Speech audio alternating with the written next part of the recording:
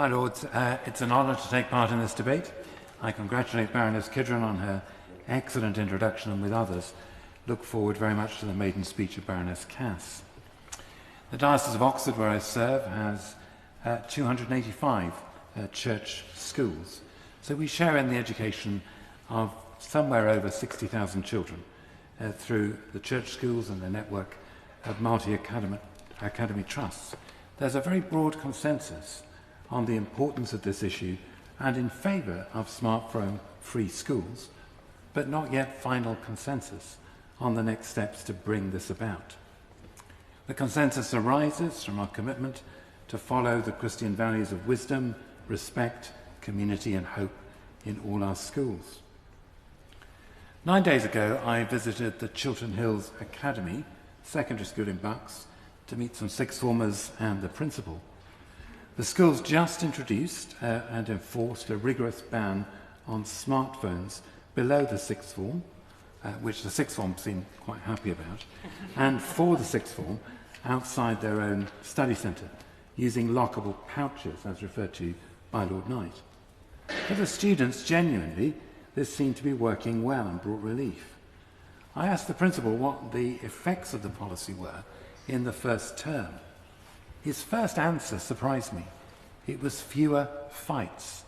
In fact, no fights. I asked why that should be. Because they cannot be filmed and put online. Overall, the ban translates into better behaviour overall, less bullying, higher levels of concentration, which translate again into more learning, better relationships, healthier communities, higher attainment, all supported now by the extensive research summarised in the briefings that we've received, including the report Disconnect from Policy Exchange. The case for smartphone-free schools seems very strong indeed.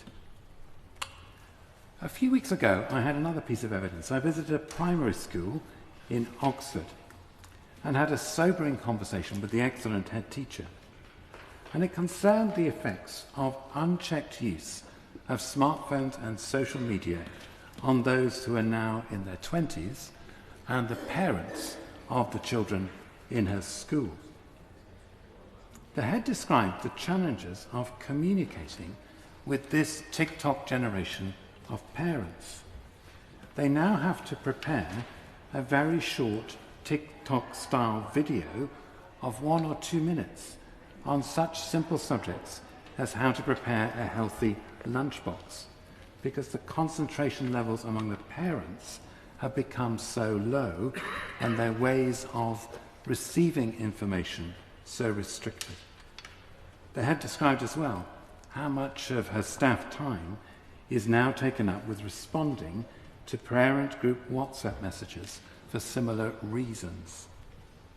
All the evidence presented by Jonathan Haidt and others suggests that smartphones need to be regulated through a combination of legislation, industry, good design, intermediate institutions such as workplaces, schools, families and individuals.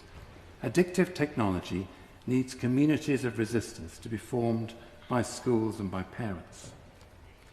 But very senior colleagues agree on the need for those restrictions, but differ somewhat on the means.